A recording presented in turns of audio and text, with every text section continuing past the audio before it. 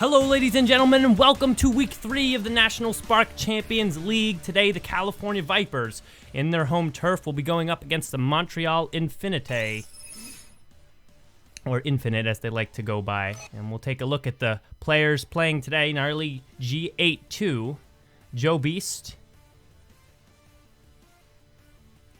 and last DJ Lefty, who is actually the co-commentator on the show. He will, of course, be down in the tank for the first match, but he'll join us afterwards. Reaper from California Vipers. He is the captain, one of the best players in the game for sure. TKD Pro. And third on the team, Tall Paul. And those are your matchups today. You can see them here. Again, Montreal Infinite versus California Vipers, taking place in San Francisco, California. Let's talk about how to play. Here is how Sparc works. Throw and catch only your ball. Use your shield to deflect, but it will disappear after a deflection until you throw once again. Be sure to flow the ball past the foul line and aim for the strike zone. More strikes means a bigger and faster ball to nail your opponent with.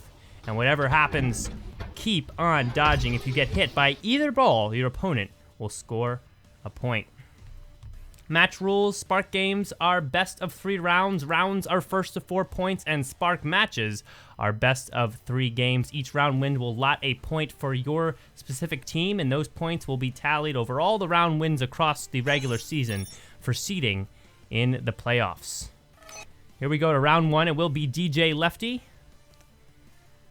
and going up against Tall Paul. DJ Lefty from the Montreal Infinite, Tall Paul again from the California Vipers. And they'll get started here in the tank. You can see them waiting on the outside. And I'm excited to see how DJ Lefty will do. He does a lot of talking up here in the booth, but how's it gonna look down there in the tank? They've shaken hands and they're throwing already. DJ Lefty, again, Montreal Infinite, Tall Paul for the California Vipers, starting off here. And we'll hopefully get a good look at either of these players. We don't know much about these players. We haven't seen either of them play very often. And so it'll be a new match, new skill sets for sure. Low strike counts so far. And it looks like Tall Paul here on the near side, and building that count up, going for some nice straight shots forward, not trying to do too much early game, just build that count up and get used to his opponent. And we'll flip over to the other side. This is DJ Lefty. And he'll land a first point. DJ Lefty starting off strong, off the wall there on the right side to bring the score to 1-0. Oh, but he dodges right into the ball. That hit him right in the head. He would have missed it if he had stayed still. Somehow ends up right in the path of the ball, and it's even at 1 already. DJ Lefty, of course, here with the green trailed ball, and Tall Paul with the tealish bluish trail. They're a little close in color, but you'll see whose is whose by who's throwing. DJ Lefty, another point landed, and now we're at 2-1. Coming out pretty strong here. And he flips around and does it again. Really follows up quickly with a couple of points right there. And he's 1 point away from taking this first round. And Tall Paul's gonna have some work to do if he wants to dig out of this one. He's staying to the left side here. A couple of shots high and low left. Still lotting those strikes, but strikes aren't too helpful if you're not doing anything with them. Goes back and forth right there. He has to dodge this one here as it goes high from DJ Lefty. And he's able to get out of the way, and now he's keeping it straight. There he goes back to the ceiling again, and now to the right side. And he zigzags it back and forth. And still no luck. 17 strikes for Tall Paul. This is an opportune time to land a hit, especially to bring the score a little bit closer. DJ Lefty with the clear advantage here, and he's dodging very well down there in the tank right now. Gonna move back and forth. Does throw a foul right there though, and actually will suffer a point there as well. It's now 3-2. Got a little bit off balance there and couldn't recover in time.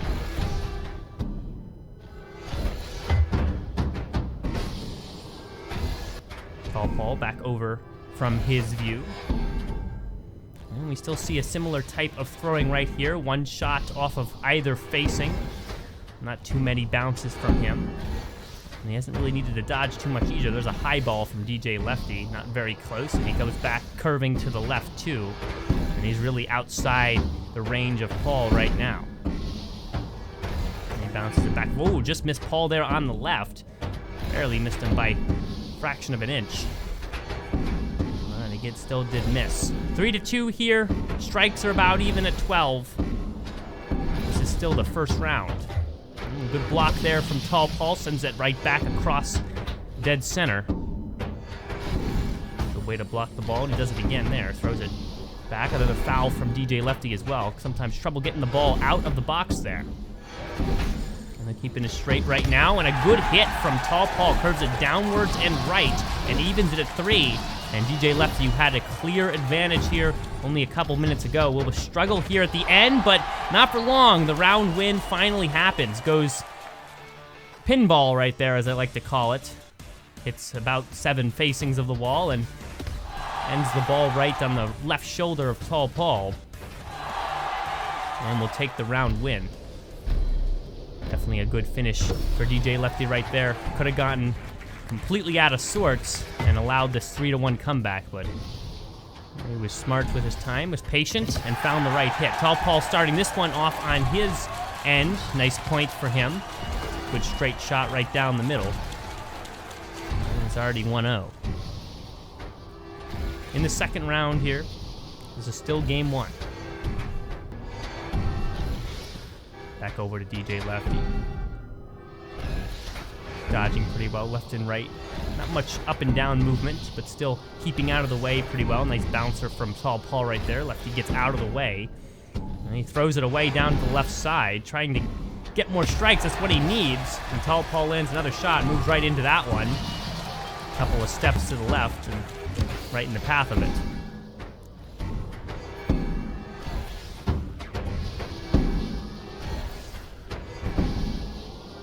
Tall Paul.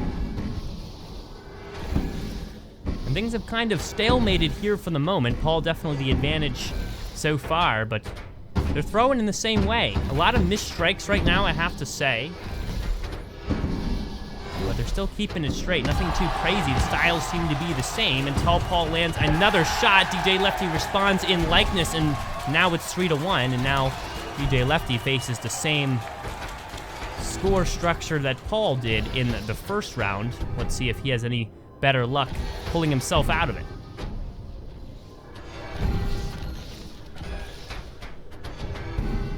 Right now, it's low strikes for both players, and the round loss comes right as I say that. Tall Paul going for the left side. The ball rises right into the face of DJ Lefty, and now we're even at 1 here in the rounds in game 1. 35 throws to 36.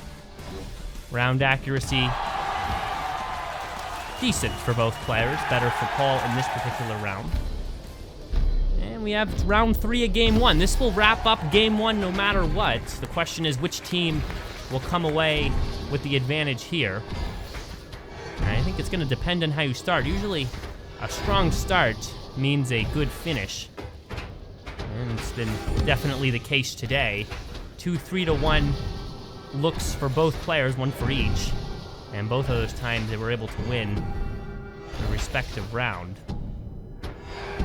Well, we're even at 0 here, and it's a clear slate. Both players at this point had a chance to learn each other a little bit, figure out what the styles are, and hopefully they'll make the adjustments and be more ready here in this round. Take a look at Paul here. He's now throwing it upwards there. He's bouncing it bottom and top. Kind of change it up a little bit from a couple of rounds ago. Using all 4 facing. Wasn't doing that at first. Definitely staying more to the left side, and now he's kind of moving it around. And he's straight right there. Down to the right, picking up strikes. Just missing Lefty there. And he goes a couple of bounces right there, but no luck. Gets out of the way of that one. A good block. And he does get hit. Pushed in the left side right there. Could not get out of the way or put up a shield. And he's going to suffer the first point. DJ Lefty starting off a little bit stronger in this round than the previous one. 28 strikes and 29 now for Tall Paul. It's going to be quite a challenge for Lefty to dodge all of these balls at this point. It's moving very fast. It's large, and he can't get out of the way. Moves. Looked like he did. Looks like the ball exploded in thin air, but I think it just barely caught the side of his head on the right. And now we're even at 1-1. Here in round 3. They both go some pinball right there, but I don't even think a strike came out of that. Tall Paul's keeping it straight right here, going for that strike zone. Not trying to do too much right here. Just keep it moving. Go with the accurate throws. Lefty, top to bottom right there. Almost hit him on the top of the head. That green trailed ball. And he cannot find that center right now. Paul has just been all over the place. Back to the right, he dodges. Now to the left. And he's been very quick to push his ball forward, and there you go. A quick throw from Paul, bounced off the bottom of the tank, and he lands another point. It's 2-1.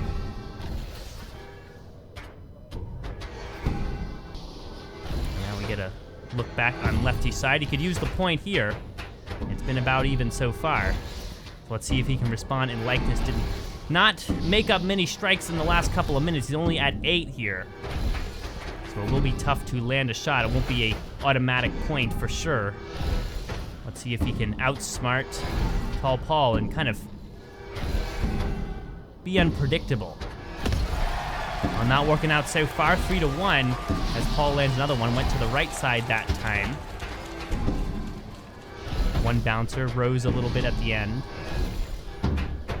And DJ Lefty, another good pinball shot. That's about 8 hits off the wall, and we're now at 3-2. That is a beautiful shot right there. We've sung it twice today from DJ Lefty, and that's gonna really be something Tall Paul has to look out for, because he's not afraid to resort to that seemingly random shot, and we know it's not actually random. These players are very experienced and know about all the different physics and where the ball is gonna bounce, but you know, not many players go for that shot very often. I've seen it twice today, and it's been beautifully executed both times. 3-2 here again. Paul, 1 point away from taking this round, but now it's going to be even harder. DJ Lefty, another good shot. This time he went one bounce down to the left, and now it's even at 3. And this will be a tough match for Paul to wrap up. Definitely had a good chance to take it, but Lefty 2 quick points. And now it's a real close one. Ooh. Went side to side right there. Tall Paul almost got him, but Lefty was able to block it away. Now he's really on the defensive right now. Another good block. Goes to the top. Misses by a lot. And he can't get out of the way of that one. Moves back to center. And you can see him put his hands above his head right there. That was a tough mistake to suffer right there. He was out of the way, then got in the way of the ball. And, well, now he just barely loses this round. It's been close so far. Both of these players evenly matched at least. And there's 2 more games to go, but definitely starting off with that first game win. Good for the California Vipers, who picked up 2 points there, and it was good for the momentum, too. Let's take a moment and recognize the Grit 22 Performance Center. They're the official athletic performance center for the National Sparc Champions League. You can check out their website, www.grit22pg.com, or check out their Facebook or Instagram. Contact Isaiah to set up your personalized workout program to meet your specific goals. The gym is located in central Pennsylvania, so if you're near there, head on over. But if you're not anywhere near that location, remote programs are also available for your training. Game 2, here we go. Round 1 has started already. Tall Paul, DJ Lefty. Trail colors will have switched up here. Though they look about the same to me, I do have to say. Usually they are switched up. Maybe DJ Lefty's is more of a reddish color right now. But they seem pretty similar. And DJ Lefty starts it off strong. A good point right there. And that was a pretty simple shot, to be honest. Just right off the bottom of the tank. And It looks like Tall Paul reached out and tried to grab it. I don't know really what he was thinking there, but it seemed like not as difficult to dodge as some of the other shots we've seen. Lefty throws one way out of the way right there. I don't know where that one was going, but he brings it back. Another shot right off the bottom, and he does it again, right to the chest. It's 2-0, and now he's gotten 2 points really quickly with the same strategy. Tall Paul moves it off the right side and picks up a point as well, and now it's 2-1. And he really would like to keep the momentum going for himself, as he took the first match as well. First game, sorry, don't want to get those words confused. We got match, game, round, and all of them mean different things here in Sparc.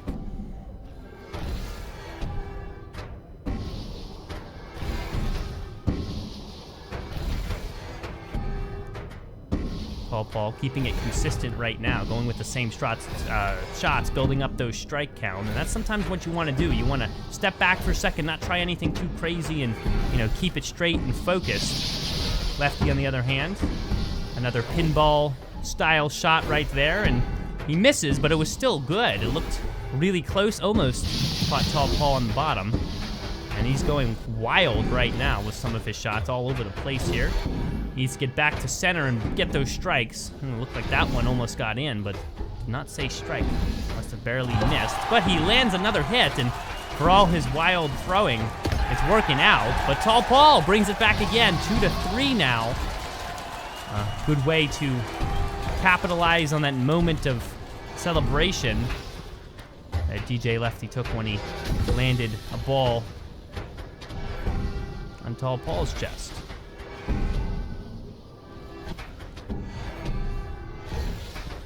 Good time to mention that the size of these players does actually make a difference. Tall Paul is actually tall, and in the game has a taller hitbox than some of the other shorter players, so that will have an effect on the game and his movement and how he's going to be able to be hit. And it's good that that realism is brought into the match. DJ Lefty, another really high shot right there. Many bounces, but nothing near. Goes all around the facings again. And now Tall Paul changing up a little bit. That one was a 3-bounce shot right there, but he brings it back to straight. He usually goes one of those every once in a while, and then goes back to a nice straight shot right there. One bouncer off the left side of the tank, and now he evens it at 3, and this is quite a close round.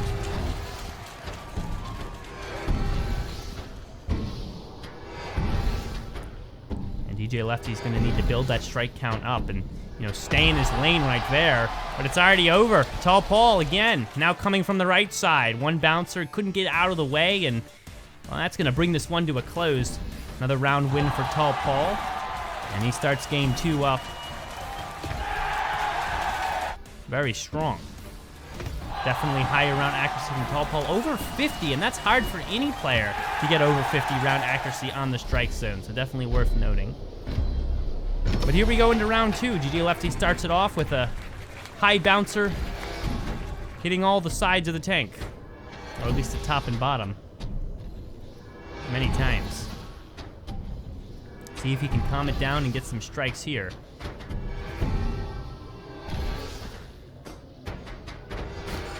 Well, had trouble right there handling both of those balls. But was able to at least avoid getting hit. Tall Paul, a nice shot right there, cutting across the middle. But it's not going to land. Curves that one right nicely. DJ Lefty was lucky to get out of the way of that one. But he's able to avoid it. And you can see how Tall Paul is now changing up his strategy. That's now 3 times he's really gone side to side there. Changing up the bounces. Keeping the rhythm different. And there's a hit right there. DJ Lefty just stood there as the ball rose up and over. Hit him on the left side. And we're at 1-0 here in the second round. If Tall Paul wins this round, he takes the whole match, as this would win him game 2, and he's already taken game 1. And And that would put the California Vipers up 4-1 in this match.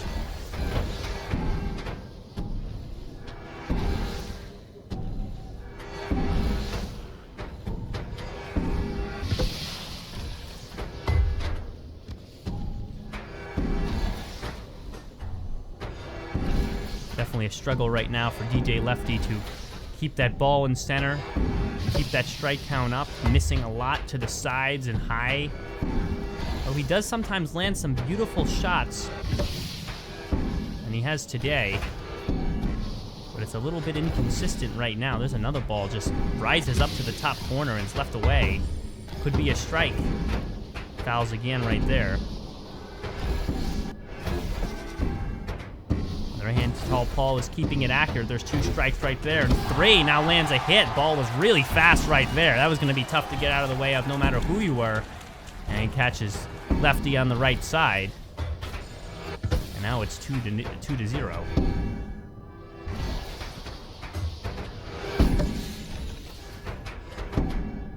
Lefty he's on the defensive right now, trying to just keep out of the way. You can see him really leaving that circle wide open. He's just trying not to get hit at this point. Lands a couple of strikes right there. He's just trying to keep it all under control out there.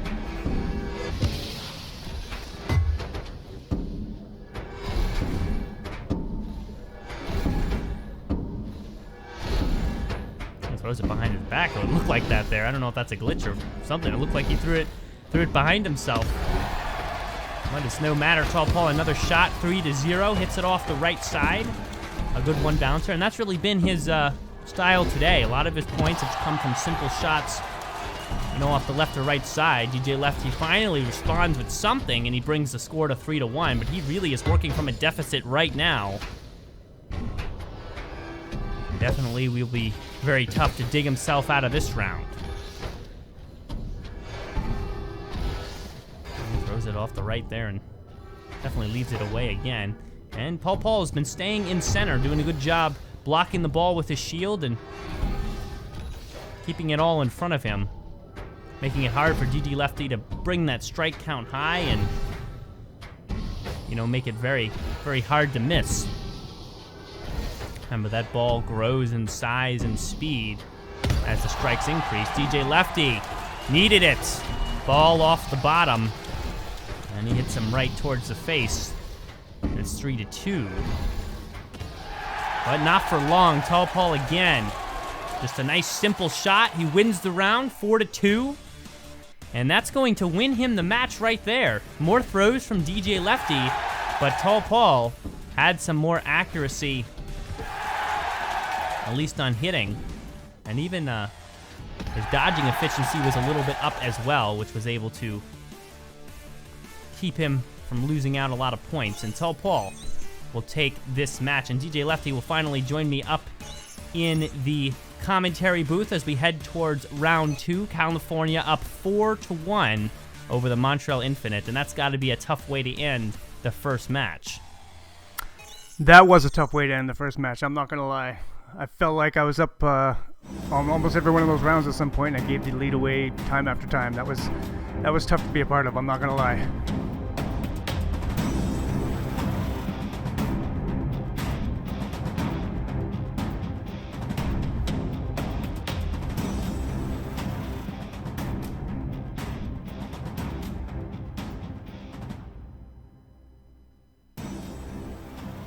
Don't forget to check out all the National Sparc Champions League social media handles, YouTube, Twitter, Facebook. They're all on there, and you can support your favorite teams and see what they're up to day to day. Here we go in the tank. The players are readying up. And this will be match 2. And the Montreal Infinite need to come back strong here. They need to pull it quickly. Joe Beast from the Montreal Infinite going up against TKD Pro from the California Vipers. TKD evidently by his uniform color on the near side here. Joe Beast on the far. And DJ Lefty, who's finally joining us after a difficult match. Talk to us about these players. What are we expecting to see from these two today? These are two very, very different players. what we have with Joe Beast is the man is actually a beast. He's a huge individual. He's one of these guys that uses this game for fitness, and I know he's lost a lot of weight and got a lot better shape playing this game. On the flip side, TKD is actually a Taekwondo professor or instructor, and I think he's Taekwondo pro. That's right, TKD. So he's young. He's I think 18, 19 years old, and he's a black belt in a number of different martial arts, I believe. But he is one athletic fella. So two very different body styles going up against each other today. But I expect to see a really good match. Well, it's starting off well for Joe Beast, who lands a hit 1-0. And definitely a flurry of movement out there. Balls all over the place, and they definitely are working two different styles. TKD Pro brings a point right there as well, and we got an even match at 1. You know, I got to commend people like, for example, Joe. You know, we talk all the time about working out and using this game for fitness, and I wanted to point out that somebody who's extremely athletic, like TDK here, or somebody who's not so much, or used to be even someone like me who used to be extremely athletic. This sport is for everyone, and I think that if you get a chance to try it out, you definitely should. Yeah, it just goes to show you all the different people that can play and put up a good fight. Joe Beast, like you said, completely different body type and experiences than TKD. And, I mean, out there, both of them look like they're just as good as each other. I mean, they're different styles, definitely, but we got an even match, and right now the scores show that. Yeah, 1-1 already, and it's quite late into the first round here. I expect, from what I understand, TKD is one of the original players of the sport. He was one of the first people to get the game way back when. Nice curve by Joe there. A nice hit right there, 2-1. Joe Beast finally putting that 20 strikes to good use. TKD, on the other hand, now still counting up to 16, and I'm sure it's going to get harder for Joe Beast to stay out of the way. Absolutely. So TKD, being one of the originals, I think he took about a year off, maybe a year and a half off, and he came back and created quite a wave when he came back. Everybody was excited to have him back, and he definitely represents some good games. There we go, 2-2. Let's go, Joe. Yeah. Joe Beast responds well, and TKD now evens it at 2. I gotta say, they both look pretty. Got an even match. They both look pretty good in those leotards too. I'm not gonna lie. Yeah, they're looking. The uniforms look great. I mean, are these the official uniforms for the players? TKD, another good shot right there, and now it's 3-2. He's in the hot seat to take this first round, and it's a good question. Are these uniforms constant for each of the players, or do they have ways to change them up a little bit? Or we can change them up. Obviously the teams have their own colors, and there's sort of a common theme throughout. In later, as the season goes on, there's some people have changed their outfits a little bit. You can change the color a little bit. Change the design. Evening it up at 3, and that was a wild shot. I don't know if he expected that one to hit. Actually, it definitely looked like a little bit out of sorts, but it still landed. 3-3. I know that Joe's been working on a few new throws lately, so hopefully we can see some of those out today, and because they're quite exciting. We're changing direction and off 3 or 4 walls, so I know he's got a few things up his sleeve today. That's for sure. Yeah, there's a lot. It seems to be a lot of different type of throws. I'm not super aware of all the different forms, but some of the throws seem to be straight, just nice straight throws. But then you got one bouncers that curve, one bouncers that don't curve. Sometimes they seem to purposely go off all the different facings, and yeah, I mean there seems to be a lot more complexity to throwing than you'd first notice. Well, everything comes into play, whether it's you throwing and rolling your wrist a little bit, or the way your arm, the path that your arm takes. But quite frankly, there is so much you could do with this ball. Apparently, this game was originally just nice throw by TKD right there. Went to the top of the tank and landed it right in the middle of Joe Beast's face, leaving this round in his hands. 4-3. Good round for both of them. Coming up strong, coming out agile and quick to throw. More round accuracy for Joe Beast, but the 4 points were landed all by TKD. And they'll go into round 2 here at game 1, and California Vipers continue to count up 5-1 for the Vipers. TKD coming out starting strong. out strong again. Joe Beast turning it around quickly, and He barely can start the round, and it's already a 1-1 game. Wow, what a fantastic start. So as I was saying, originally this game was intended to have discs similar to the video game Tron or the movie. And they decided they couldn't get the physics to work properly with the discs, so they went with a ball instead. But there is literally, I mean, you could throw this thing any way from Sunday, and it's going to do something different. So the more you play, the more you get a feel for that, and the better you get to be at it.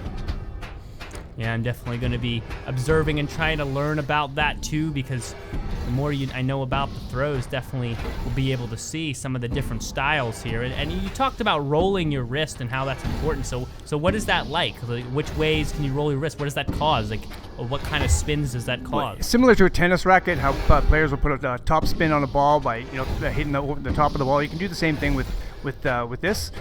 So you've got top spin. You could have bottom spin, which will change the direction. So if you throw some bottom spin on it and throw it at the floor, it's going to start one way and it's going to change direction as soon as it hits the floor.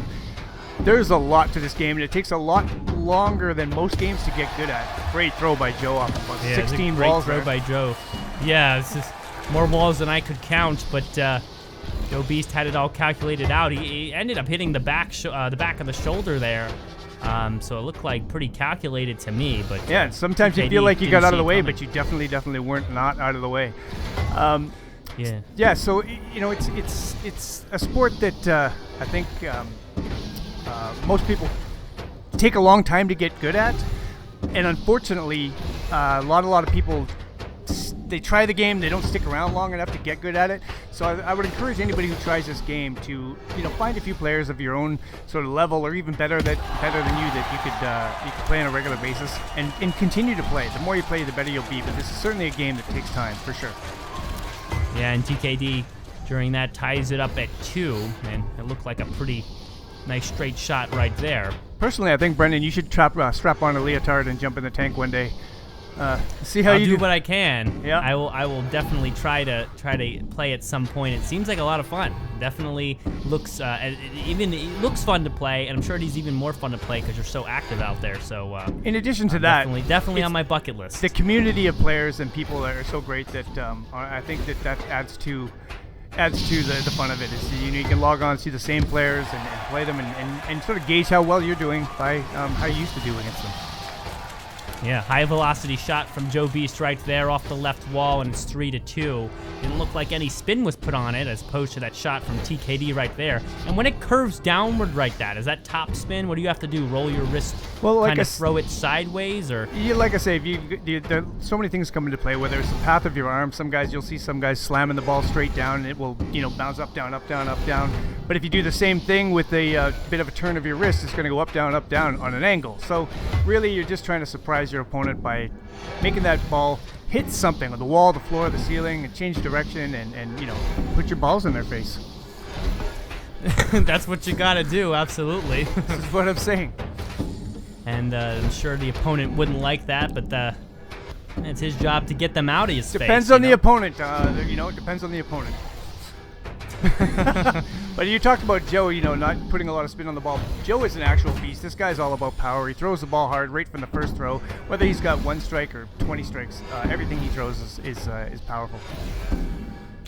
And he's putting that power to use right now. He's going nice and straight, not even using the walls. Couple of walls right there, and he's just hammering at TKD. He finally ties it up at 3, and we got another 3-3 round. Second one so far. They've all been really close. And the round win finally for Joe Beast. Montreal Infinite finally getting back on the board. It's 2-5 now for the two teams. A nice couple of bounces right there. Went to the ceiling for help and found it. And now, with higher round accuracy and round throws, it finally pays off for Joe Beast, who has a chance to take this first game. Joe threw everything at him in that game, whether it was round the world shot like that one we just saw, or whether it was a curveball or straight up the middle. He used everything in his toolbox to get that win.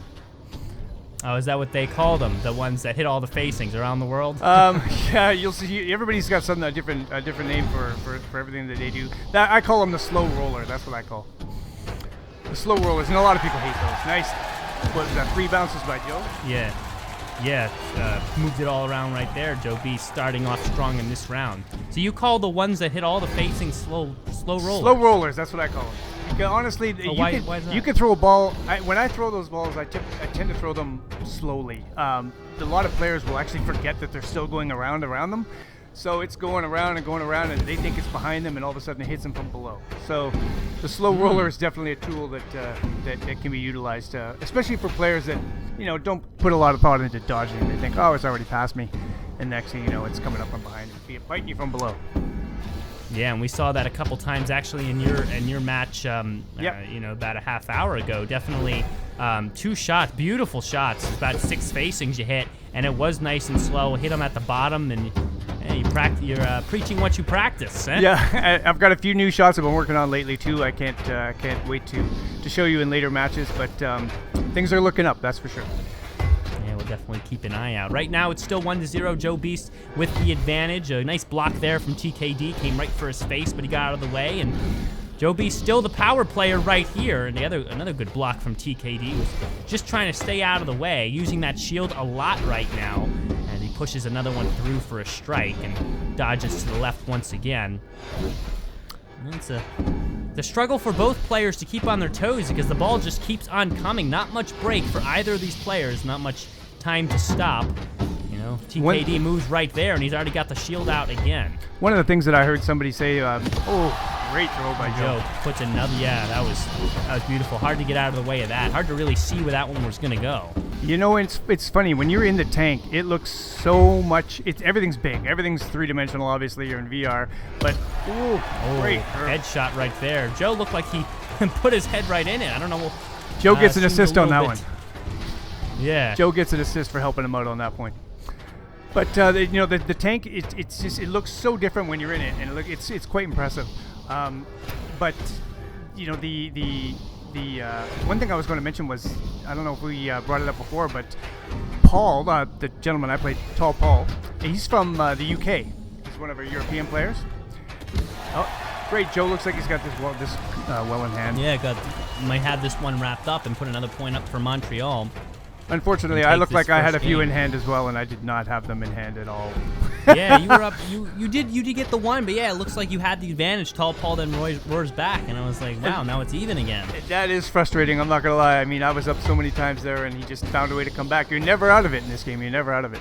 Yeah, and TDK showing us that right there, goes right to the ceiling, and that ball moved very fast. Joe B stuck down and really had no chance of getting out of the way of that one. And now it's 3-2. So I've had a few people ask me recently, how they can get into the league. Was this something that we signed up for? Was this something? And really, what it came down to was, wow, TKD. And now it's TKD's back in his hands, 3-3. He's got the momentum, and he's got 1 point away from taking this game. Montreal needs this though. They are down 2-5. Joe B's got to pull it out of the back here and just make it happen. A couple bounces there. He needs to bring that power again. Looks like he's slowing down a little bit. TKD just dodging everything. You see him duck right there, and Joe's struggling to put one through him. I believe in you, Joe. You can do this. If anybody can, Joe can. Yeah, I mean, let's hope so. He gets another strike right there. He does have the strike advantage, up 11-0. And honestly, he's going to need it right here. Still pushing straight right there, but just nothing. TKD very good at dodging. That Taekwondo coming into play here. You notice that two very different styles here right now. Joe is going curveballs, real simple, right up the middle, and TDK is using the walls and using his shield. Ooh! And finally, looks like almost, I might have thought that TKD got hit with his own ball there. He did. If you saw the green, and Joe Beast, he might have hit him anyway, but yeah, look at that. TKD somehow ended up getting struck with his own ball. Yeah, as it comes back, it's blocked back towards him. Joe Beast did the double throw and block at the same time. 2 balls coming at the same time. Looks like TKD kind of, he got slapped by the stranger. Fetal position. He got slapped by the stranger. He got hit by his own ball. Yeah, not much chance getting out of the way there. This is the NSCL official store powered by Squad Locker. Pick up your favorite NSCL team gear and show your support for your favorite teams. You can also get replica jerseys that you can customize with your favorite players' names, of course, your own name. Here we are back in the tank, and Joe Beast has something to be happy about, bringing that score closer for Montreal Infinite, 3-5. 2 points away, wins this next 2 rounds. All of a sudden, he's back in the game for his team. This is game 2, and we've begun round 1. It's 0-0. Trail colors have switched up, of course. TKD, though, it looks like they kind of sorted that out, though, because usually the trail colors are quite different. But honestly, Joe Beast again with the blue trail, and TKD with green. So did they make a change on that, or usually I'm used to it? When you pick your character, you get to pick your home colors and your away colors, and every match that you play, your colors change. TKD starts it off well right there. That's a point. Good three-facing strike right there. So you'll see some players will have a blue on one side, and then when the next round they're red, and that's just the colors that they choose when they create their character, their avatar. So, for instance, mine is a really dark blue and really, really bright red. I don't have a yellow side. So you get to choose all of that in this game. You know, it looks like TKD has the green both from this game and the previous game. Usually they switch it up. Yeah, there's a number of colors you could choose for each side that you're on, but I believe Joe was sort of a yellowish last time, but... Okay, fair enough. Yeah, so I guess it depends. And can you choose the same color for both? No, you cannot. Home and away? No, you got to choose one of them. Just like any other sports team, right? You've got your dark jerseys and your light jerseys. Yeah, definitely can be hard to tell sometimes, but again, at least for this game, TKD, the lighter colored ball, absolutely. Joe Beast, the more bluish trail. That's quite a shot right there. Hit about all the ceilings and floors possible, but didn't come away with anything interesting from that. Great block by TKD there. Yeah, and that's one of the more subtle parts of this game, blocking, absolutely. It kind of just happened. It looks... It's funny. A lot of new players will end up holding onto their shield and using that as a defensive tool. And that's nice throw by Joe. TKD pulled out the tool and did not do well with it right there. Completely whiffed on the block. Shield was at his side right there. Got hit right in the face, and it's even at 1. So I mean, if you stand there and hold the shield, it makes for a bit of a boring game. And unfortunately, there's even some really good players that tend to fall into that habit of doing that. But if you can use your shield as an offensive weapon, for example, it's coming at you, you can't get out of the way, and you can smack their ball and get your balls on their side at the exact same time. You can get 2 balls in their face at the same time. That's ideal. I think that we all agree that's a good Saturday night. Yeah, and we saw, for some, and we saw Joe Beast do that right to TKD at the end of the first game. Brought his ball, and TKD blocked it right back at the same time. And we saw how just hopeless and defenseless he was to handle both of them at the same time. Got hit with his own ball. Definitely a tough way to end the round, but a very smart strategy if you have the opportunity to pull it off. We're tied at 1 here. Joe Beast with the momentum, but TKD coming out pretty strong so far in this round. He's done a very good job blocking. Joe Beast, another good block there, and he's just keeping the ball away, and his dodging has been very expert, and he lands another hit there, and he's just doing everything he can to keep on the offensive here.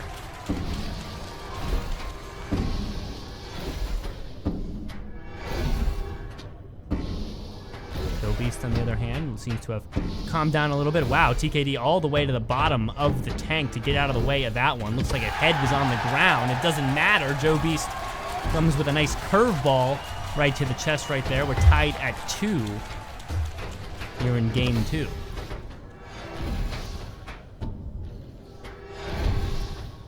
Yeah, given the difference in the style of play from these two, I wouldn't have expected the game to be so close.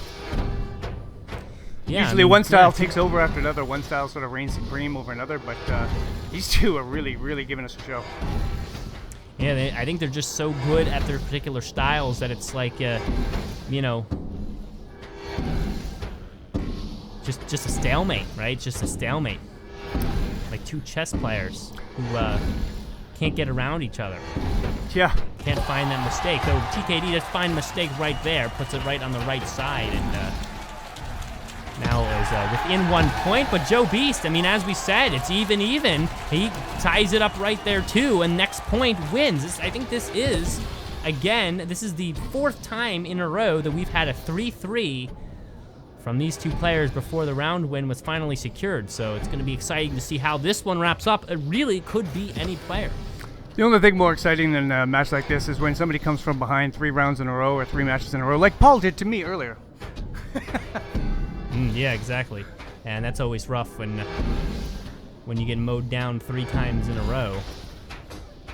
Yeah, We've seen a lot of like double scoring this game, dude. That's something I noticed. Sometimes we get double scoring where someone follows up a shot with another shot and is able to catch the other player off guard. But these two players seem so guarded and so forward focused. It's hard to really, it's one hit at a time at the most. Well, that's where using your shield as an offensive tool comes into play. If you can smack their ball and throw yours at the same time, and you've got 2 balls going in opposite directions, which I'm sure that we will see that coming up at this match again with Reaper. Reaper is the absolute master of using his shield as an offensive weapon. So we'll see that soon, and you'll really get a sense of how tough it is to play someone like that. Anyway, this is big in game 2 here. Taking the first round is a good way to set the pace for the rest of it, and TKD looks like he's doing everything he can to take the round. Joe B's still able to fend him off. Not much dodging movement right there. He's just able to block and throw and just barely get out of the way. It looks like Joe's slowing down a little bit, no doubt. Yeah, definitely looks like TKD is all, and he's still all over the place. Sometimes you see him duck so low he's on the ground, or really move, almost to the edge of the tank. Yeah, you got to remember, every time you move out of that circle, out of that blue or that sort of avocado-shaped circle there underneath you, every time you move out of there, your screen goes black. You can't see anything. So you want to get back to that center as quickly as you can. Yeah, and that's gonna, that blindness could really be some of the reasons we see some very silly mistakes. Because if they go blind, we don't get to see that. We don't know that they're without vision for a moment, and that could really be affecting. I feel like you're talking about me, Brendan. I feel like you're talking about me. I mean, you were definitely on the sides a lot. What I'm saying is, I know that you're talking about me. Yeah, it's one of the things that I do that I have room to do that a lot of players don't, is to jump. Jump over a ball. A lot of players don't have the room in whatever space they're playing in to jump up high, whether there's a ceiling fan or a low ceiling or whatever it is. So some people get really low, some people get higher than others, some people have a lot of space left and right. Way to go, Joe. Joe Beast finally, and that was at 39 strikes. That took Joe Beast forever to break through the Taekwondo Pro. Finally does, takes the first round of game 2, and you gotta be thinking right now that Joe Beast is, without a lot of energy, because to finally break through the defenses right there, rarely does 40 strikes need to be counted up before the ball finally lands a hit. But one of the few times right there, and you give credit to TKD for being so agile out there on his side. Absolutely. To have somebody throw almost 40 strikes on you really speaks to your agility and your ability to not get hit out there. Yeah, dodging is some players are definitely more dodge focused, and TKD seems to be that. Joe Beast, on the other hand, he's throwing it hard. He's throwing it straight, and he's hoping to land the hits. To be fair, though, Joe doesn't have to move a whole lot to not get hit. You'll notice he's barely outside the circle. He just sort of leans one way or the other. He's really good at anticipating where the ball is going to go and not being there. Yeah, and he's got that finesse too. Minimal movement for the same result, and because these players are so evenly matched, you see how different styles you get same results. TKD sometimes ducks all the way so his face is in the floor, but it's just the same as Joe Beast. Moving a couple of inches to just barely avoid the ball, and he does that right there, just as I say it. We talked about how great TKD starting off well, couple of hits off the wall, and he's at 1-0. We talked about the amount of movement and how tiring that can be. If you think somebody put it to me like, oh, great shield toss there by Joe Beast there. Yeah. Somebody put it to me like this. They said, you've got a heavyweight boxer or a regular boxer throws, maybe 30, 40 punches in a round, in a 3-minute round. Yeah. And here these guys are throwing 100 throws, 120 throws. They get I think it's a 10-second break in between rounds, and they got to do it all over again. So this is an extremely taxing sport, and it'll get you in shape real quick if that's what you're looking for. Yeah, the workout is certainly an awesome part of it, and just moving, just all the movement, all the the body workout. I mean, that's got to just be nice, you know, even if you don't win, you know, you enjoy the experience. It's fun to be out there. It's fun to push yourself, and you know, a lot of personal goals you can set. Absolutely, and when you finally beat Ding Chavez like I did 2 days ago, it feels real good when you do that too. So I'm just saying. Shout out to Ding. He's one of the best. And I remember him being pretty liberal with the amount of times he would throw the shield and he'd block the ball and throw the ball at the same time. He did that a lot from his match. Absolutely, and he's one of the best at throwing it behind his back too. Joe Beast throws it right at TKD's face, and apparently TKD was blind because he didn't see it. Joe Beast still comes back again, another shot, and he's up 3-1, and this is the highest gap we've seen between scores of these two so far in this match. And Joe Beast with a round win already in the first round of this match, only has one more point necessary to win the full match. Unfortunately for him, TKD also knows that and landed a quick point to at least bring it closer. And it's 3-2. Joe Beast, though, this is really his, if you want to put it in tennis terms, this is the game point. There's a chance for him to put this away. I know that Joe's kids are watching too, and I know that he doesn't want to disappoint them. So let's go, Joe. Let's finish the show. Let's close it out. Joe finishing the show. Let's see if he can do it. TKD, another shot landed. That ball went crazy to the left side, and Joe Beast just did not move, or I guess maybe tried to block it and couldn't or something, but TKD's not out of it yet. He might push this to a third round if he can land this final shot. For any new players out there, all I can say is do not rely on your shield. That's some advice you'll get from all the veteran players, is use your shield, but do not rely on it. I guess it's kind of like a side mirror in your car when you're driving. Right, yeah, just glance over. It's like a glance here and there. Yeah, use it, but don't rely on it. Right. Because honestly, one of these days you're going to miss a real easy, you're just going to stand there and go to swipe something away, and it's going to hit you in the groin, and that's game over at this point. Exactly. We're at round point here. It's tied 3-3. Next point wins. Who will do it here?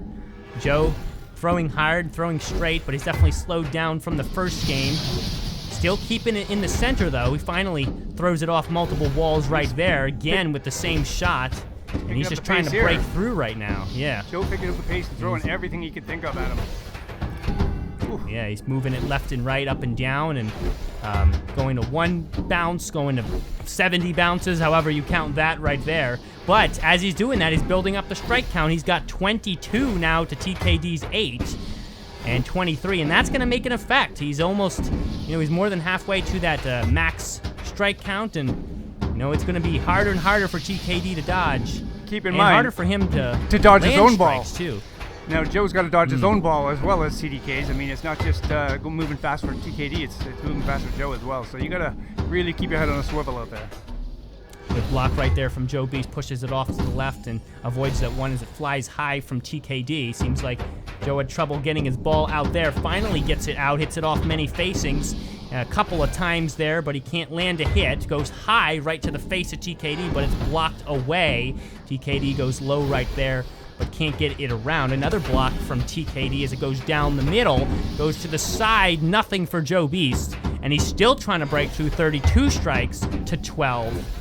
And he goes to the left, and he finally brings it back left and right, but still can't get it in, and now he's kind of missing to the sides. 34 strikes and counting, 35, and the ball's moving really fast right now. Honestly, TKD doesn't have much time. If he wants to make his move, he's got to make it now, or the ball's just going to be so big, it's going to take up the whole tank, and finally it does. Couple bounces off the wall, and Joe Beast lands that final point.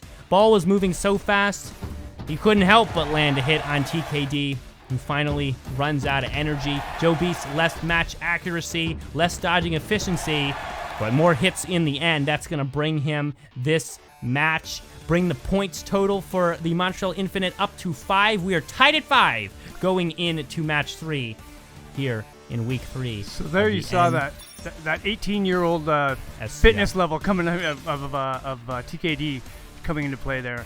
Hey, here's two of my favorite players coming up, Gnarly and the Reaper. I'm really excited for this one. We've seen the Reaper perform just exceptionally well, just all the finesse that you could see from a Sparc player. I will be honest, sometimes I accidentally say NLCS instead of NCSL. Definitely one of my mistakes, but you know what? We're still figuring it all out. They can't all be gems. They can't all be gems. You know, this is what I just read there. Easily one of the best VR experiences you can have right now. That is absolutely true. There's nothing else like that, like this sport on VR today. Yeah, and honestly, I can't wait until the game's optimized so the recording in-game can be as high quality as what we see right here for in the advertisement. I'm sure that optimization will come at some point, and that's going to make it even easier to get a good sense of the styles of each one of these players. So while we're working on it. While we're watching this, I wanted to give a shout out to let everybody know that there's a tournament, somewhat like a tournament, every Saturday. There's a player named Dr. Oolong. Dr. Oolong hosts a Sparc Fight Night every Saturday afternoon. If you wanted to get in on that, just look him up on Steam, on Twitch and on Discord. Just look for Dr. Oolong Fight Nights on Saturdays, and you can get involved and play some of the best players in the world. So hopefully we can get a few more people up to that, and he's got, I think, 30-40 players that come out regularly. So good games there.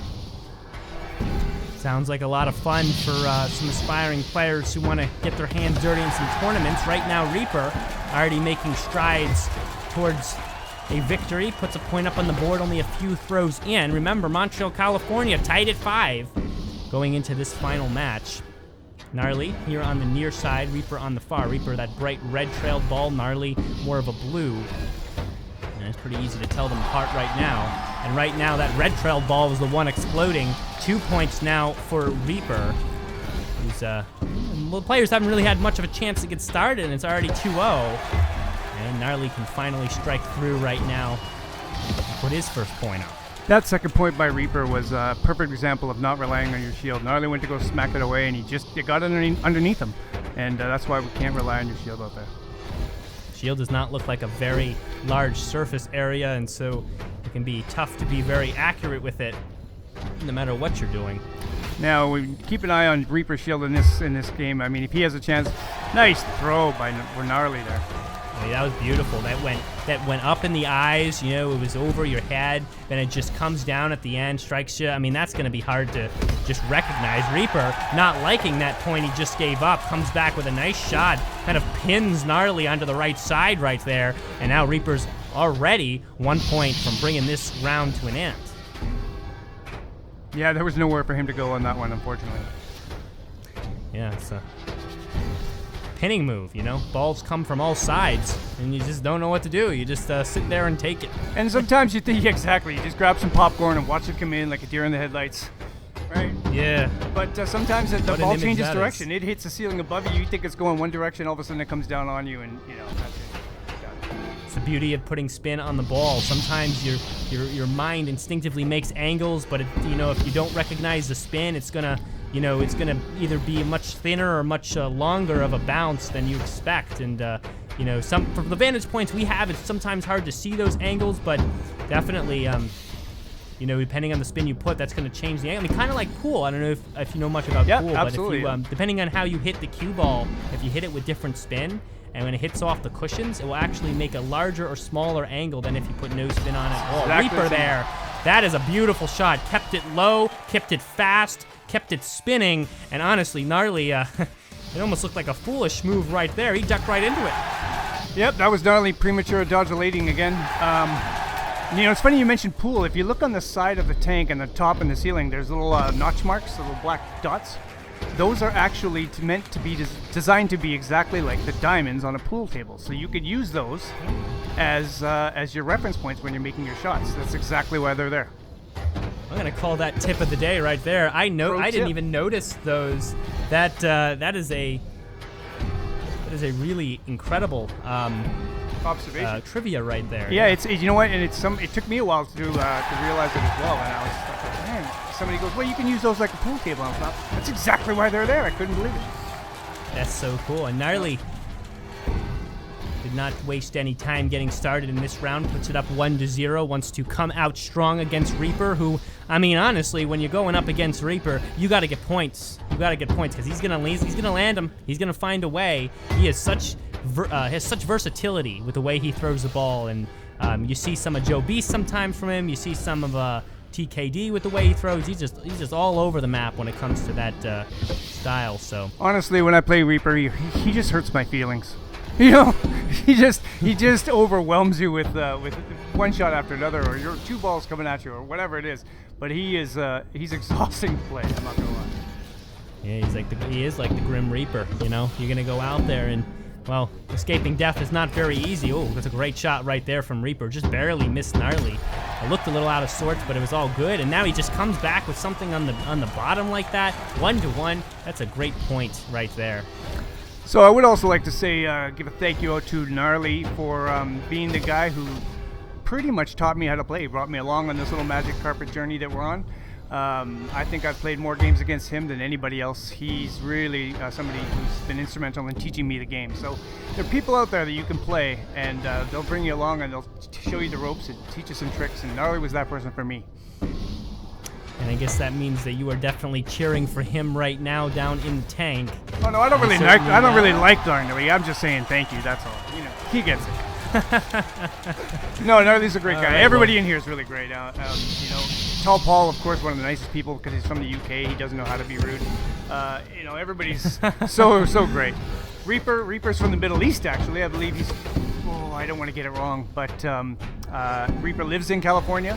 But I believe he's from somewhere in the Middle East. Oh, I wish I knew what it was. Yeah, well, geography's not my strong suit either, so no help coming there. Right now, Gnarly, he scored a point a couple minutes ago, and he's up 2-1. And a good thing, because Reaper is just bringing the heat right now all over the place. You know, as scary as Reaper is, if you ever speak to him, he's one of the most soft-spoken people you'll ever meet. It's almost he whispers everything he says. He's like an angel whispering into your ear. Honestly, he's just so soft-spoken. Yeah. Whispers to you as you get pinned to the wall with all his throws. Yeah, he never says sorry, but he's usually pretty nice about it. Yeah, that's nice. And actually, look at that shot right there. He went top to bottom, but the ball started out going leftwards, then curved back right. I mean, I don't know if that's a spin right there or what, but that's an amazing shot. Again, Reaper, one of the best shots in the game. Low, fast, off many walls, and Gnarly tries to duck down, and, well, he finds his head right in the ball again. I wasn't sure if you saw that, but that was both balls at the same time going the same path. So he smacked his ball just like that. He smacked his ball and threw his ball at the same time, and they both took the same path off the walls. So he could have very well easily dodged one, but to dodge both of those is going to be a lot. Gnarly bringing it up back to 3-2. Now Reaper responding in likeness. It's 3-3, and we've got a round right here. Reaper could take this game if he can land another point, but Gnarly still as likely here, as he's been very dexterous this round as well. Both of the players being very good about keeping the ball low under that halfway point, so just ducking down is not sufficient for dodging. You really got to be out of the way, more on the lateral sense. One of the things that really helps you when you're dodging in this is to twist your body. For new players out there, they want to step right and left and forward and back, but if you can twist your body and make yourself a lot thinner for the cameras, you find yourself dodging a lot more balls. So it's not just side to side, but it's also side to side twisting as well.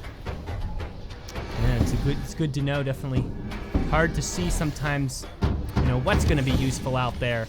Reaper, another good couple of balls, throwing them back at the same time, goes around the world there as well, but still can't land the hit on Gnarly. Reaper up on strikes, double the strikes that Gnarly has, so he has the advantage here, and really would like to take this round win that put California up 7-5 over Montreal if he can do it. Gnarly still not out of it yet. Reaper still moving back and forth. He's really going to that side right there. That's like the 4th time.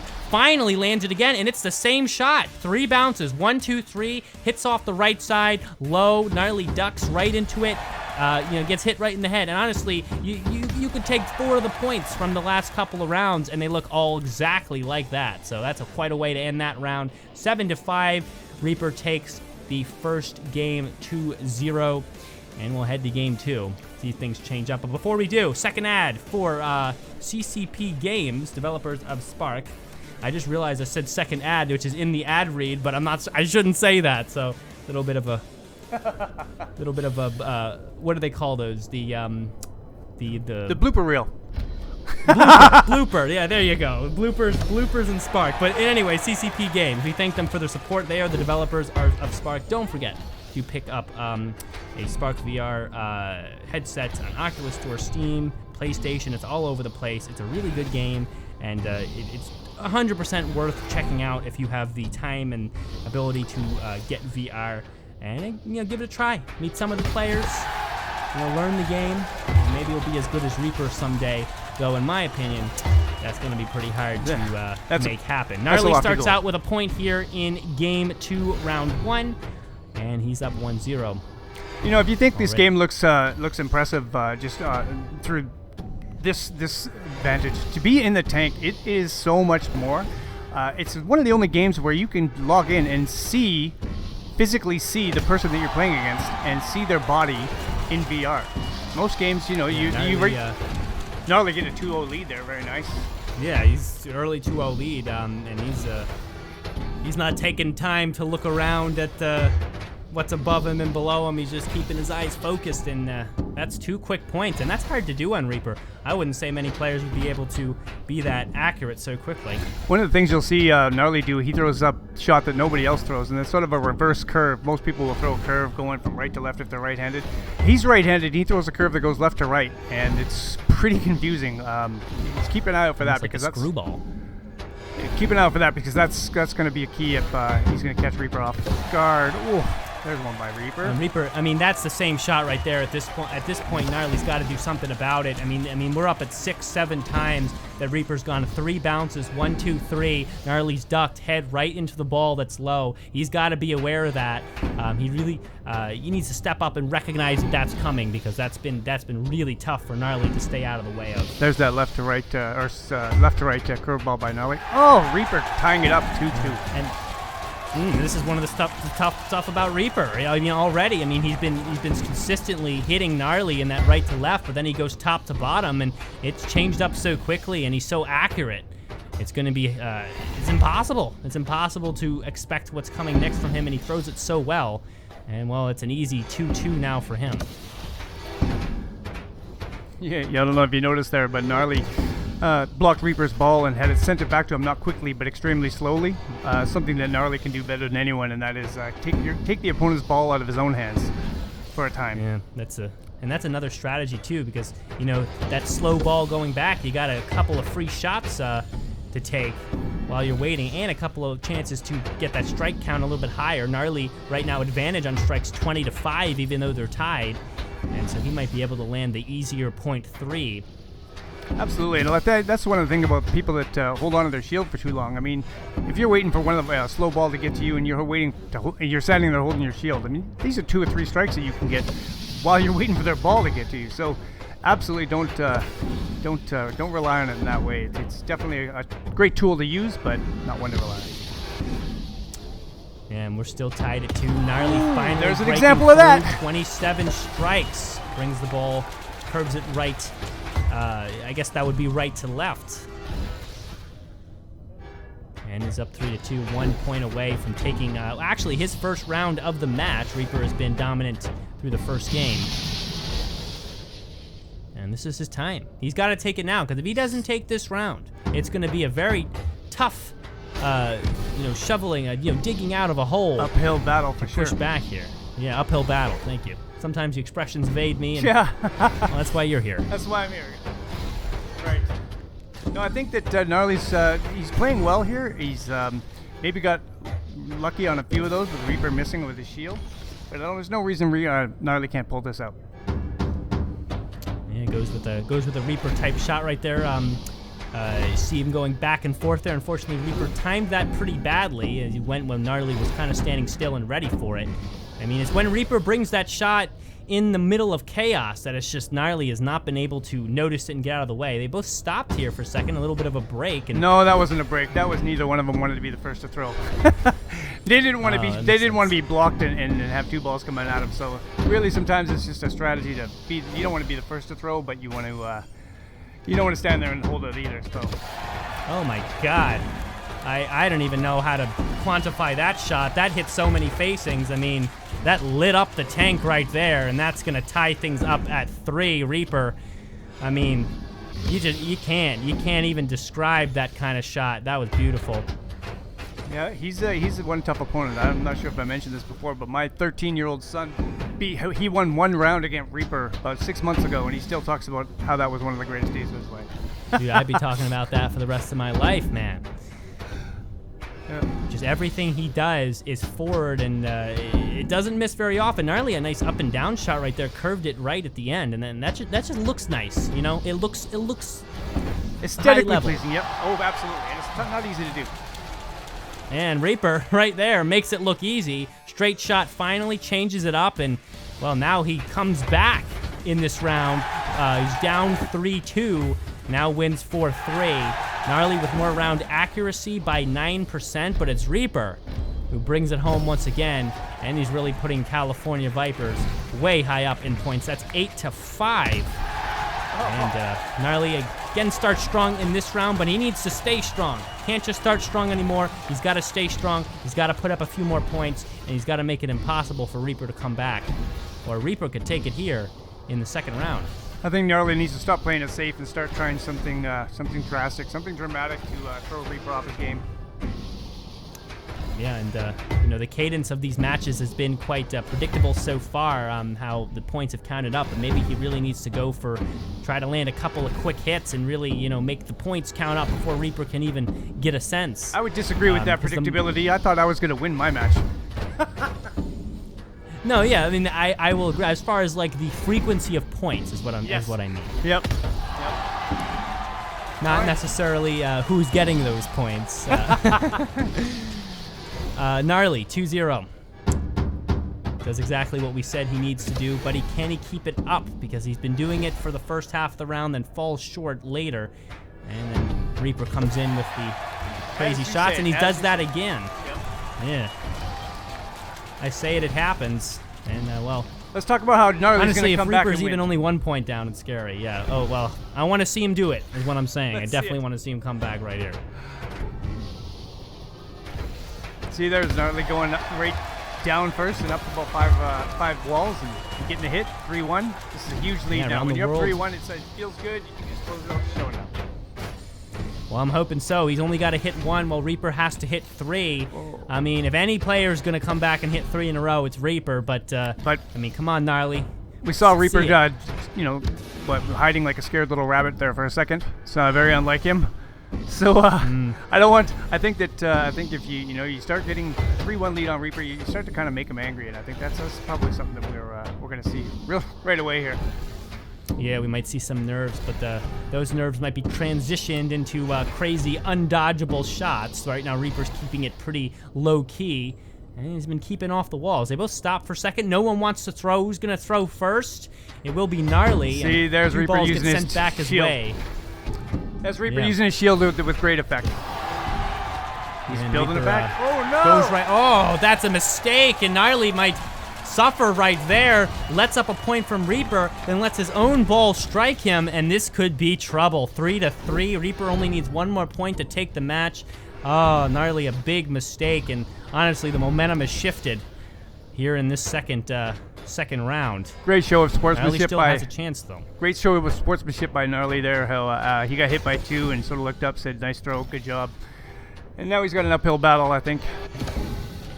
Oh, he sure does. Gnarly still up on strikes by 5, now 7 on Reaper, though. He's got the momentum. 2 shots, 2 quick points, and he's looking pretty good to take the end of this round. That would be a 4-round sweep on the match if Reaper can land this final point here. They slow down here. No one wants to throw. Reaper throws first this time, and they really... There's that great reverse curve by Gnarly, that great reverse curve that he throws. And there's a regular curve. Yeah. He's got this, I'm sure. Gnarly, there's no quit in him, so this match isn't over yet. Yeah, he will be going until that final point lands, and even probably a couple seconds after. Yep. The question is he going to be doing it for naught? Reaper's been going all over the place. There's a slow roller, hit the wall right? like 12 times. Yeah, I mean, I mean, he's doing it at a weird time. We're just kind of all staring at the shot, but those are the ones that get you by surprise right now. Those are the ones you just keep watching around and around and around, and you think, where is that going to go? And all of a sudden, it's coming up at you. Yeah, and you're mesmerized by it. You're mesmerized, like hypnosis. Yep. Sometimes you just get handcuffed and you go, wait, oh yeah, I'm doing this now. Wait, I have to still dodge it. Yeah. Look at the pretty blue ball. The style, yeah. Style of match has certainly changed right now. Balls are not being thrown often. There's kind of a chess match of pausing and thinking through. Reaper goes all over the place right there. Still can't land a shot. He ducks down out of the way. We're at 3-3, 22 strikes. Gnarly has the speed advantage and ball size advantage. Can he turn it into anything good here? And Reaper's been dodging, and the accuracy's been a little bit low for him. He goes around here, an easy block for Gnarly. Now gets 2 balls sent back his way, but he's all right. Strike for Reaper, who's only at 5, while Gnarly's at 27 and still going. Reaper barely gets out of the way of those 3 in a row. 4 still ducking down, pushes 2 back, and he's on the defensive right now. Gnarly's got to be careful he doesn't hit himself. Gnarly with the ball. goes back and forth. So does Reaper, and he ends it in the same way that he started. Again, 3 bounces on the low. Again, Gnarly dodges under, tries to duck down, and his head is right in the way of the ball as it hits off the left side. And Reaper, consistent in his point getting. Just seemed a bit mean-spirited, if you ask me. Seemed a bit mean-spirited. Hey, listen, if it works, it works. And honestly, against Gnarly, that shot has been very gnarly. 9-5 for California on the set of matches today. And week 3, California Vipers easily come away the winner. That 9 points is going to be really helpful for seeding into the playoffs later on. And that will do it for this episode of the National Sparc Champions League. We will see you in week 4 for another matchup. See you next week, everybody. Thanks for joining.